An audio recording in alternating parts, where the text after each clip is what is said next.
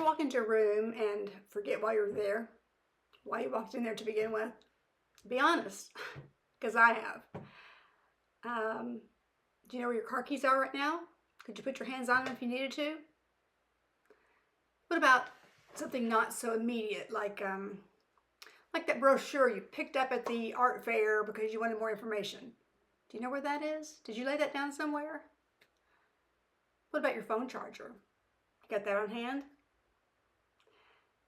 Now, if you're like most people, you do this on occasion.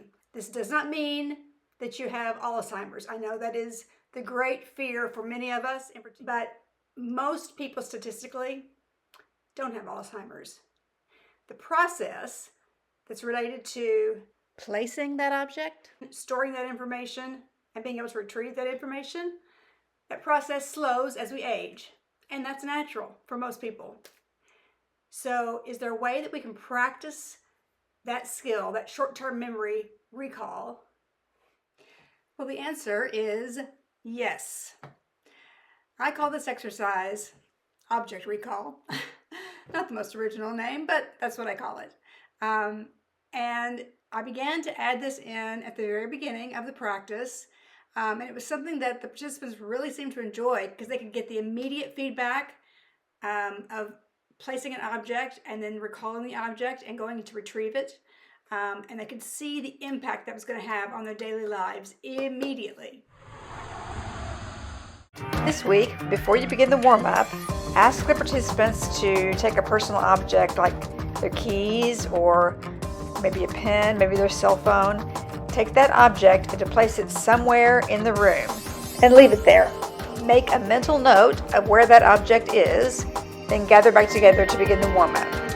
Now at first the objects were random objects that I had laid out on a table, and they would come pick up an object and then go and place the object in a certain area. Then once they became familiar with the concept, I began to leave a note outside the door right before they would enter into the practice, and it would say, leave one object, or after a few weeks I'd say leave 2 objects or 3 objects, and we kind of would build on that.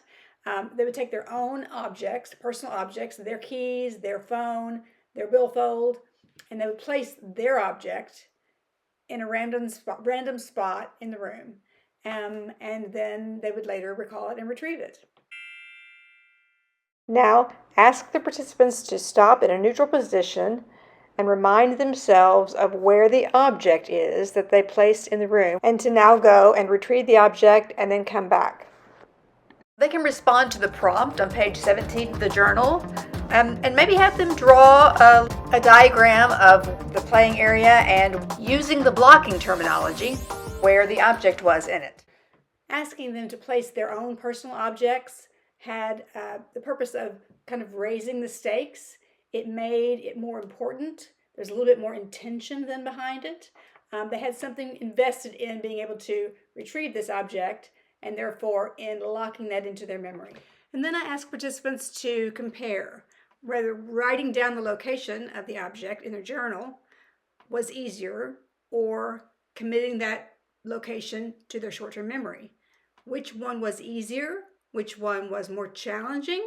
Which one offered them more opportunity to learn?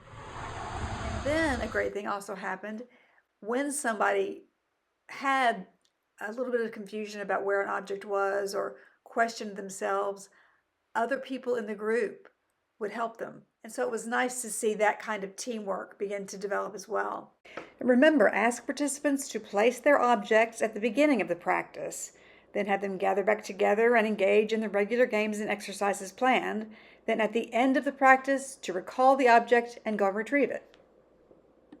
And speaking of teamwork, thanks for subscribing. Thanks for all your comments.